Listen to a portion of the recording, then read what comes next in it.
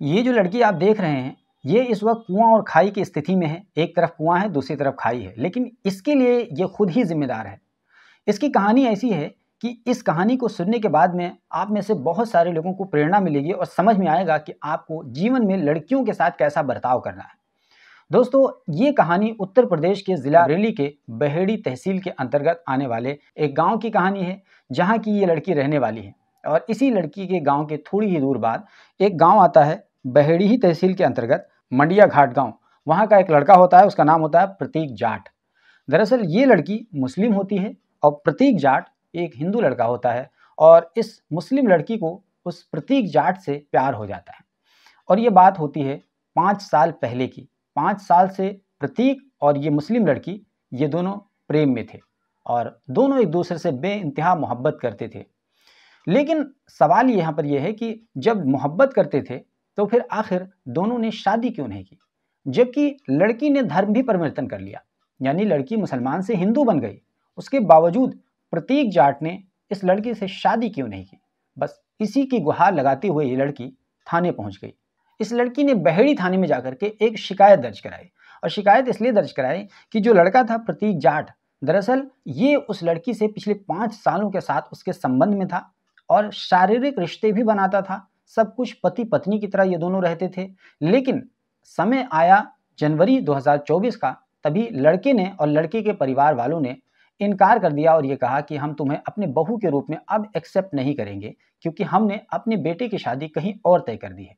ये बात खुद लड़की ने बताई है। लड़की ने शिकायत दर्ज कराने के बाद मीडिया से बात करते हुए कहा, उसने कहा कि धोखे से मेरे साथ सब कुछ किया, सब कुछ मतलब यही कि सब कुछ किया, और उसकी मम्मी ने मुझे पैसे भी दिए थे, नेक दिए थे, और कहा था कि अब तुम मेरी बहू बन गई हो। उसके बाद मुझे घर भेज दिया। इस बीच जब मैंने शादी करने के लिए कहा तो उन्होंने शादी करने से इनकार कर दिया और प्रतीक की 20 जनवरी को कहीं दूसरी जगह शादी तय कर दी, और मुझसे कह रही हैं कि तुम अब पैसे ले लो और अलग हो जाओ।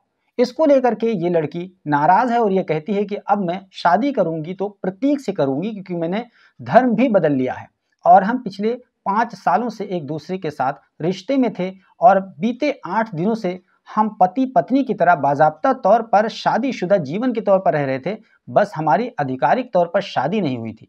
लेकिन जब लड़के की शादी कहीं और फिक्स हो गई तो मुझ पर दबाव बनाया जाने लगा कि मैं लड़के से दूर हो जाऊं, और इसके लिए मुझे कहा जाने लगा कि तुम्हें हम 40 लाख रुपए देंगे अगर मेरे लड़के का पीछा छोड़ दोगी तो, और अगर ऐसा नहीं करोगी, जिद करोगी, तो फिर हम तुम्हें जान से मार देंगे। और ये जो तुमने मुकदमा वगैरह किया है, जब तुम ही नहीं रहोगी तो मुकदमा कौन लड़ेगा।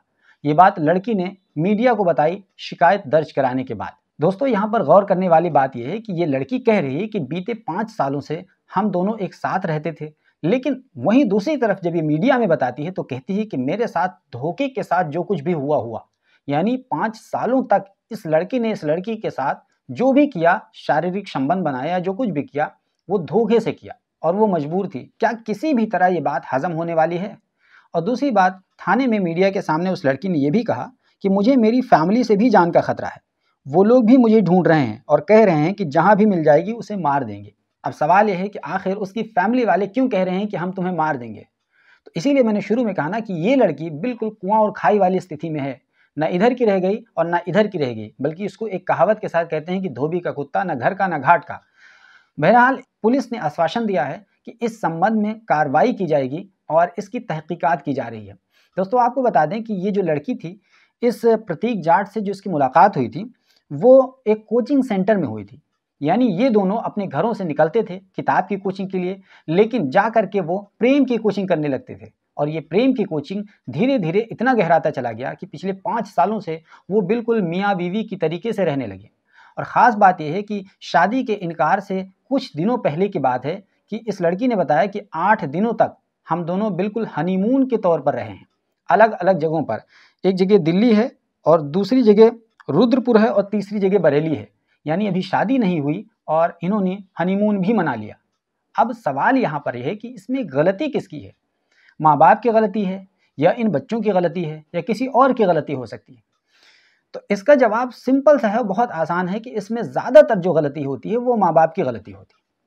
माँ बाप की गलती इसलिए होती है क्योंकि माँ बाप बहुत छोटी छोटी गलतियों को नज़रअंदाज करते चले जाते हैं और उन्हें इतनी ज़्यादा ढील दे देते हैं उनकी आज़ादी के नाम पर, उनके पर्सनल स्पेस के नाम पर, कि वो लोग खुद का अपना एक पर्सनल स्पेस तैयार कर लेते हैं। लेकिन जब वही लोग अपना एक पर्सनल स्पेस तैयार कर लेते हैं, तब यही माता पिता और घर वाले बहुत बड़े इज्जतदार बन जाते हैं और लाठी लेकर के खड़े हो जाते हैं कि अब मिलोगे तो मार डालेंगे। तो पहले क्यों नहीं सोचे थे? क्योंकि ये जो स्थितियाँ उत्पन्न होती हैं वो एक दिन में उत्पन्न नहीं होती हैं। बज़ाहिर ऐसा लगता है कि एक दिन में हुआ प्यार, लेकिन ऐसा होता नहीं है। उसके पीछे एक लंबी एक सीरीज़ होती है, सिलसिला होता है, तब जाकर के वो प्यार वाली घड़ी आती है। क्योंकि पहले मुलाकात होती है, एक दूसरे से बातचीत होती है, एक दूसरे को देखते हैं, अगर समझ आता है तो प्यार करने लगते हैं।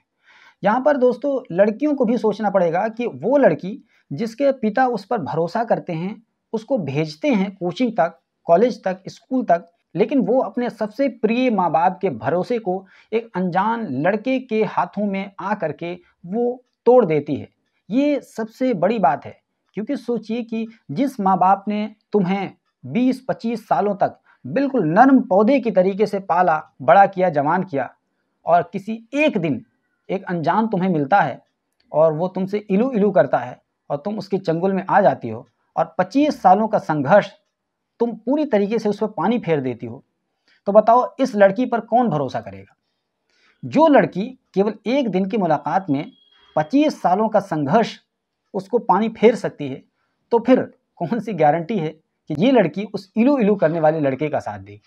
एक समाज के तौर पर हमें रहना भी है समाज में, लेकिन कुछ दायरों के साथ, कुछ मर्यादाओं के साथ, कुछ बंदिशों के साथ समाज में रहना है।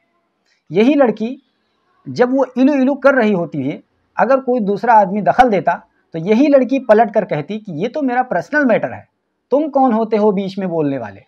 लेकिन जब इसके साथ कुछ अनहोनी होती है, तभी ये कहती है कि अरे मेरे साथ तो अन्याय हो गया, मेरे साथ तो धोखा हो गया, वो भी 5 सालों से धोखा हो गया, मुझे बहला फुसला करके मेरे साथ अत्याचार किया गया।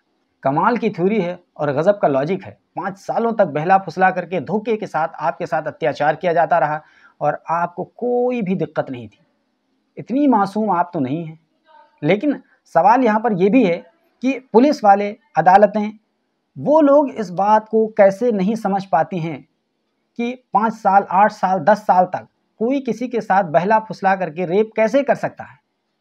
ये बात अदालतों को भी समझना होगा, ये बात पुलिस वालों को भी समझना होगा, और ये बात जो तथाकथित फेमिनिस्ट बने फिरते हैं और हर बात में ढंढोरा पीटते हैं महिलाओं की तरफदारी का, उन्हें भी ये बात सोचनी पड़ेगी कि आखिर ये महिला पहले ही दिन क्यों शिकायत नहीं दर्ज कराती है, ये 5 साल के बाद शिकायत दर्ज कराने क्यों आती है कि मेरे साथ अन्याय हो गया।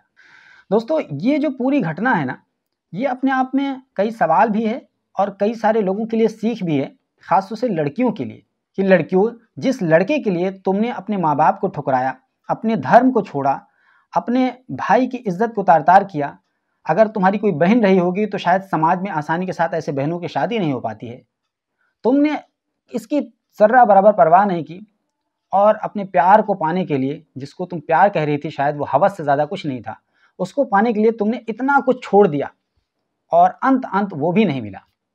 अब बताओ तुम्हारा क्या होगा, तुम्हारे साथ क्या होना चाहिए? और तुम कह रही हो कि मेरे साथ अन्याय हो गया, मेरे साथ इंसाफ किया जाए। और पुलिस वाले भी कहते हैं हम इंसाफ करेंगे।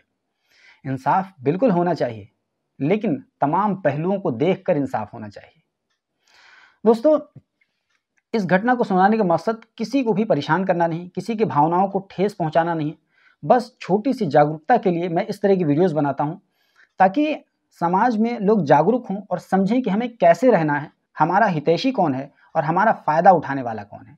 दोस्तों इस घटना से और मेरी इस कहानी से अगर थोड़ी बहुत भी आपको कुछ सीख मिली हो तो प्लीज़ आप ज़रूर कमेंट बॉक्स में बताइए, और अगर आपको लगता है कि हमारा ये चैनल सब्सक्राइब कर लेना चाहिए तो सब्सक्राइब कर लीजिए, और अगर ये वीडियो आप फेसबुक पर देख रहे हैं तो हमारे पेज को ज़रूर फॉलो कर लीजिए, क्योंकि हम लगातार अहम घटनाओं पर वीडियोज़ बनाकर आपको देते रहते हैं।